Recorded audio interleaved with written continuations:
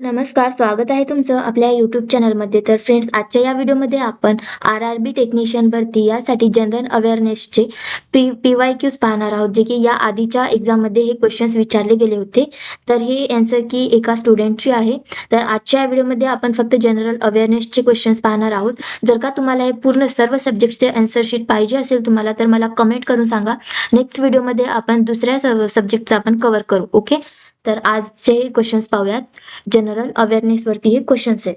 तर कसे क्वेश्चन्स विचारतात बघा फ्रेंड्स. आणि हे जे ग्रीन कलर मध्ये दिसतंय हे राईटच आन्सर आहे असं गृहीत धरू नका, कारण हे स्टुडंटची आन्सर शीट आहे.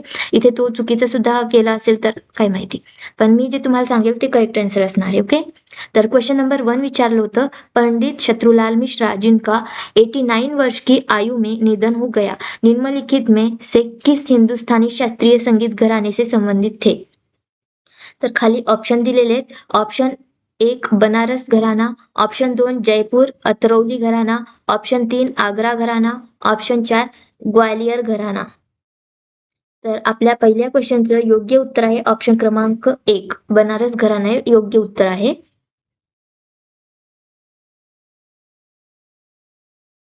सो फर्स्ट आन्सर करेक्ट आहे. आता याचं रिझन काय आहे, ग्वालियर घराणा का नाही, बनारस घराणाच का आहे, तर त्याचं एक्सप्लेनेशन मी देते थोडक्यात. तर प्रसिद्ध शास्त्रीय गायक और पद्म विभूषण विजेता पंडित शत्रुलाल मिश्रा मुख्य रूप से हिंदुस्तानी शास्त्रीय संगीत के बनारस घराने से जुड़े हुए थे. वे बनारस घराने की प्रसिद्ध पूरब अंग शैली की ठुमरी, दादरा, चैती और कजरी गायकी अंतिम महान कलाकारों में से एक थे. इसके अतिरिक्त उन्होंने किराना घराने के उस्ताद अब्दुल गनी खान से भी संगीत भी प्रारंभिक शिक्षा ली थी. उनका निधन अक्टोबर 2025 में 89 वर्ष की आयु में हुआ था. तर हे त्याचा आन्सर आहे. ओके. एक्सप्लेनेशन आहे तर बनारस घराणा हे योग्य उत्तर आहे. नेक्स्ट आहे संविधान के अनुच्छेद 280 फर्स्ट के अनुसार वित्त आयोग का गठन डैश किया जाना होता है.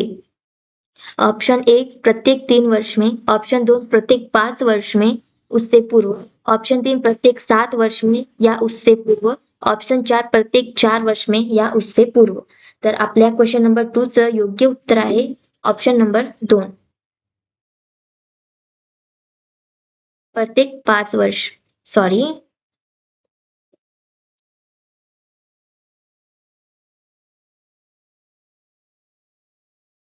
ऑप्शन नंबर 2 करेक्ट आन्सर असणार आहे.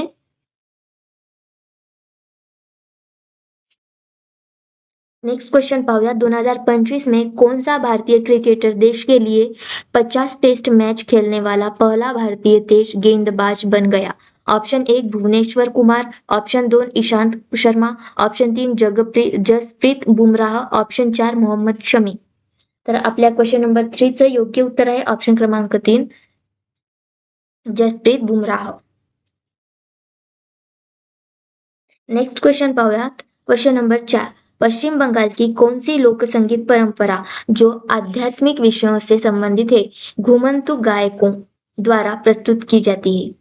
तर ऑप्शन 1 आहे पांडवनी, ऑप्शन 2 आहे बाउल, ऑप्शन 3 आहे अल्लाह, ऑप्शन 4 आहे भुवई. तर आपल्या क्वेश्चन नंबर 4 चं योग्य उत्तर आहे ऑप्शन क्रमांक 2 बाउल. Question number 5. निम्नलिखित में से कौन सा भारत में 1991 यानी 1991 के औद्योगिक सुधारों का एक प्रमुख घटक नहीं था.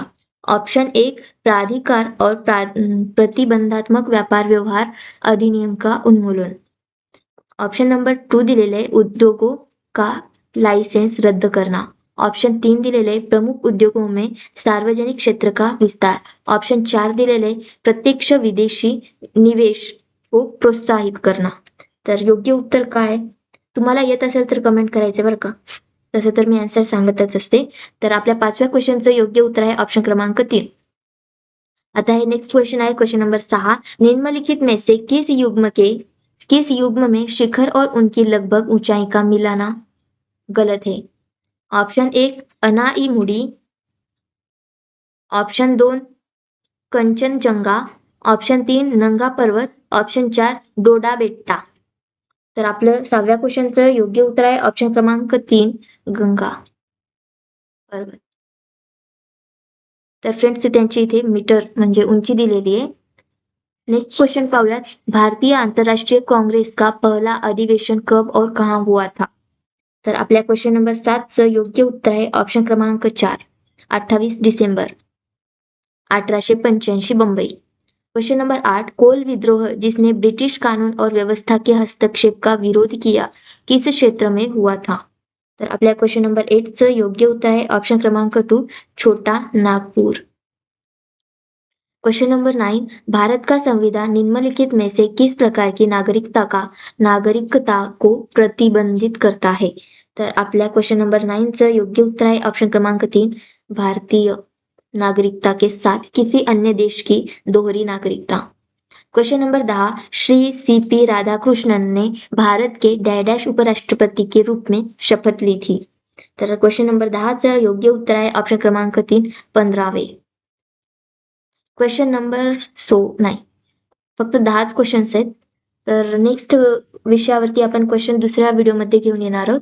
तर तुम्हाला लवकरात लवकर कोणत्या सब्जेक्टवर क्वेश्चन पाहिजे आहेत, कोणत्या सब्जेक्टवरचे PYQs पाहिजेत ते तुम्ही मला कमेंट करून सांगा. भेटूया नेक्स्ट व्हिडिओत. तोपर्यंत बाय बाय.